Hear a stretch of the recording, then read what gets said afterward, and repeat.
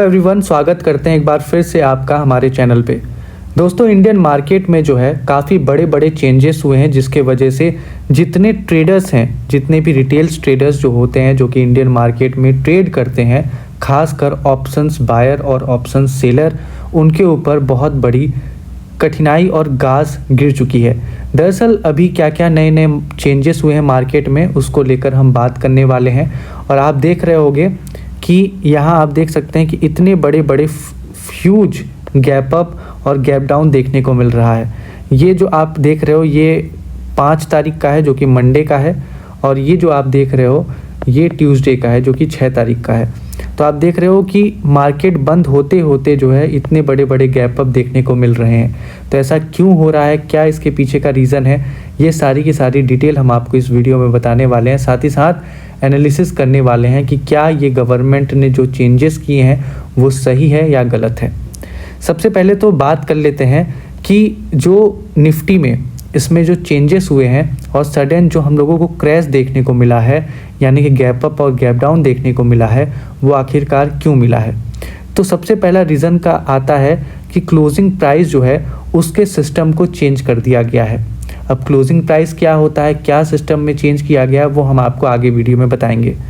लेकिन इसके अलावा जो है क्लोजिंग प्राइस जो है पहले एवरेज के बेसिस पे डिसाइड किया जाता था, लेकिन अब दोस्तों जो क्लोजिंग प्राइस है उसमें CMS का यूज़ किया जाने लगा।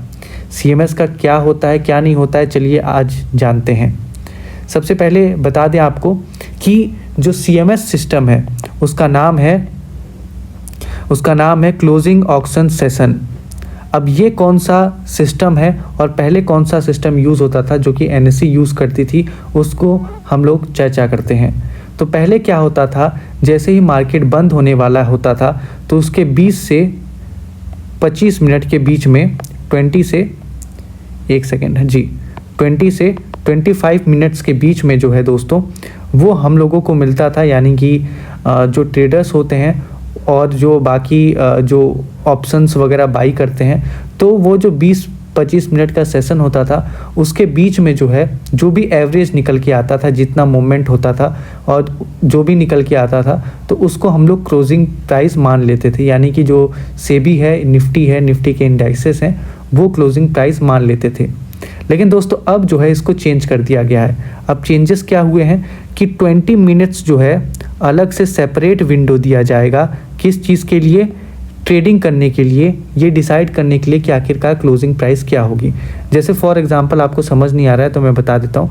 जैसे फॉर एग्जांपल मान लीजिए 3 बजे मार्केट बंद हो रहा है, ठीक है, 3 बजे। अब 3 से लेकर 3:28 तक, 3:28 के बीच में जो है जो भी एवरेज प्राइस आएगा, जितना भी मार्केट में मूवमेंट हुआ होगा, तो जो भी एवरेज प्राइस आएगा उसको हम लोग क्लोजिंग प्राइस मान लेंगे, ठीक है। लेकिन अब क्या हुआ है कि अब 3:15 पे आपको देखने को मिलेगा कि जो मार्केट है वो नॉर्मल ट्रेडर्स के लिए बंद हो चुका है।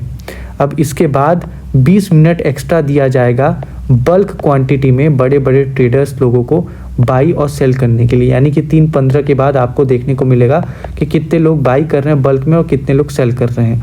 तो जहाँ पे सबसे ज़्यादा बल्क ऑर्डर लगा रहेगा और जहाँ पे सबसे ज़्यादा सेल ऑर्डर लगा रहेगा उसी को क्लोजिंग प्राइस मान लिया जाएगा। यानी कि नॉर्मल ट्रेडर्स के लिए 3:15 पे बंद हो जाएगा, इसके बाद पूरा तुक्का चलेगा। आप देख सकते हैं कि ये रिपोर्ट जो है रॉयटर्स ने भी छापी है और यहाँ पे सीधे सीधे कहा गया है कि ये एक रैंडम टाइम 3:28 और 3:30 के बीच में डिसाइड हो जाएगा कि आखिरकार ऑर्डर सबसे ज़्यादा कहाँ पे लगे हैं और आखिरकार क्लोजिंग प्राइस क्या होगा। इसके अलावा अब आप CMS सिस्टम समझ गए होंगे, लेकिन इसके अलावा अब जो है सबसे बड़ा इशू क्या निकल के आ रहा है इस सिस्टम में, तो सबसे बड़ा इशू है कि ट्रांसपेरेंसी ही नहीं है। अब जैसे नॉर्मल ट्रेडर्स को पता ही नहीं चलेगा, अचानक से जो है जैसे ही मार्केट 3:15 पे बंद होगा, अचानक से 3:28 और 3:30 के बीच में अचानक से गैप अप या बड़ा गैप डाउन हो जाएगा। तो इसमें ट्रांसपेरेंट सिस्टम नहीं होगा। और सबसे खास बात यह है कि अभी देखने को जो मिल रहा है कि निफ्टी और सेंसेक्स दोनों में अलग अलग मूवमेंट देखने को मिल रहे हैं। यानी कि निफ्टी जो है काफ़ी ज़्यादा भाग रहा है और सेंसेक्स बहुत कम भाग रहा है। लेकिन सेबी का कहना है कि ऐसा अभी नया सिस्टम है, इसके वजह से हो रहा है, कुछ दिन में ये ठीक हो जाएगा। तो ट्रांसपेरेंसी नहीं है सिस्टम में, ये सबसे बड़ा चैलेंज है। इसके अलावा बात करें तो ये जो है प्योरली लक बेस्ड सिस्टम हो गया है, यानी कि अगर जब मार्केट में कुछ दिखेगा ही नहीं और अचानक से आप लोग ठीक 15-20 मिनट बाद कह दोगे कि यहाँ पे जो है क्लोजिंग प्राइस ये डिसाइड हुई है, तो इसमें जो है ये पूरा लक बेस्ड सिस्टम हो जाएगा।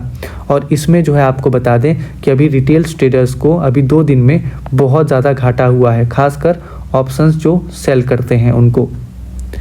वहीं तीसरा जो इशू निकल के आ रहा है कि इससे धीरे धीरे रिटेल पार्टिसिपेशन कम हो जाएगा। वैसे भी दोस्तों आपको बता दें कि अगर आप मार्केट देखते होंगे तो जो निफ्टी है उसमें रिटेल पार्टिसिपेशन मूवमेंट जो है न के बराबर होता है। रिटेल पार्टिसिपेशन काफ़ी ज़्यादा कम हो चुका है निफ्टी में, और इसके आने की वजह से, ये वाला सिस्टम आने की वजह से हो सकता है कि जो भी रिटेल थोड़ा बहुत पार्टिसिपेट करते हैं वो भी ना करें।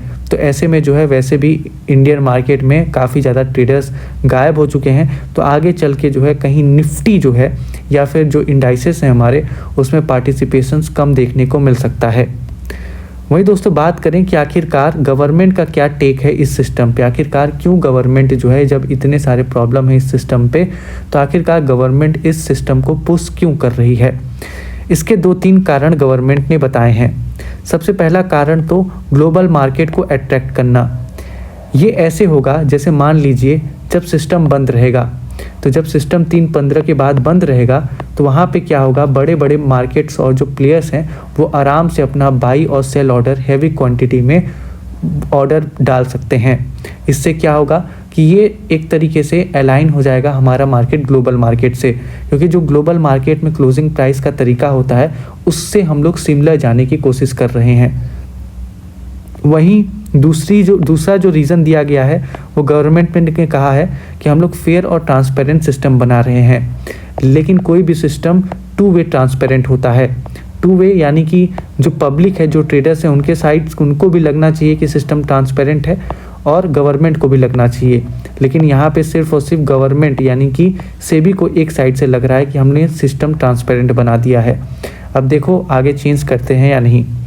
वही तीसरा सबसे बड़ा कारण जो कि मुझे लगता है पर्सनली कि ये सबसे बड़ा कारण है कि इफ़िशियंसी बढ़ जाएगी लार्ज ऑर्डर्स की। फॉर एग्ज़ाम्पल जैसे पहले क्या होता था कि एवरेज ट्रेड लिया जाता था, तो उस टाइम पे पता नहीं चलता था कि एवरेज में बल्क क्वांटिटी लेने वाले हैं या नहीं हैं।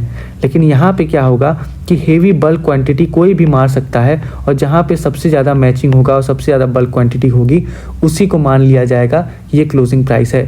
तो ऐसे में दोस्तों जो बल्क क्वांटिटी खरीदने वाले होंगे उनको काफ़ी ज़्यादा यहाँ पे फ़ायदा पहुँचने वाला है। तो गवर्नमेंट ये 3-4 रीज़न दे रही है।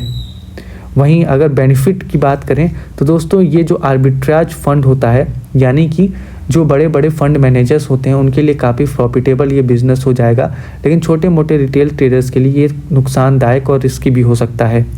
इसके अलावा बता दें कि ये जो CMS सिस्टम है ये सिर्फ़ और सिर्फ कुछ स्टॉक्स और ऑप्शंस के लिए आया है, यानी कि इंडाइसेस के लिए तो है ही, लेकिन सारे स्टॉक्स के लिए नहीं है। जिन स्टॉक्स का ऑप्शंस वगैरह नहीं है वो नॉर्मल एवरेज वाले सिस्टम पे ही चलेंगे।